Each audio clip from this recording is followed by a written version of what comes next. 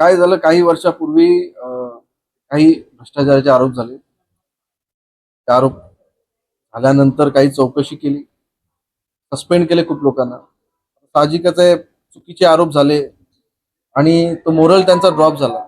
Moral drop झाल्यामुळे त्यांना काम करण्या आणि त्या दरम्यान खूप गार्डनची वाट त्या ठिकाणी लागली, परिस्थिती खराब झाली.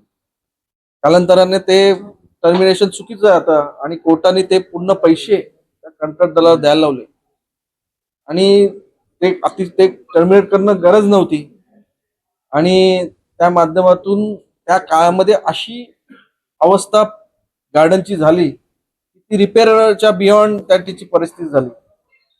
तरी त्या ठिकाणाहून गार्डन व्यवस्था आपली लोक त्या ठिकाणी पाहत होते.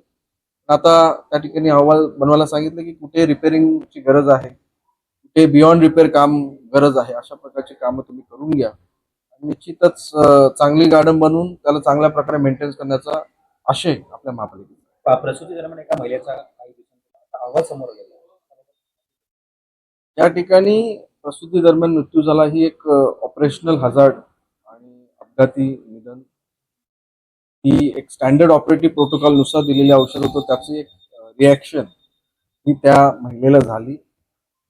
काहींना दोन लोकांना अजून झाली, पण तेवढ्या मोठ्या प्रमाणात त्यांना रिॲक्शन झाली नाही. तर अशा प्रकारे विविध औषधांची रिॲक्शन होते.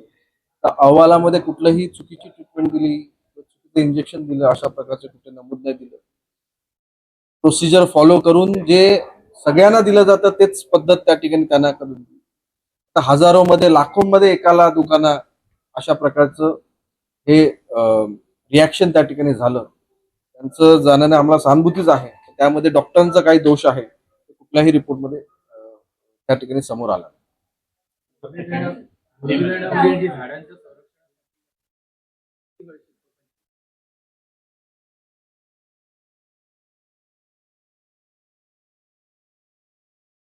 झाडं त्या ठिकाणी लावलेली आहेत. पहिला बघितलं की झाडं लावल्यानंतर मोठी होईपर्यंत जगवणं खूप आवश्यक असतं.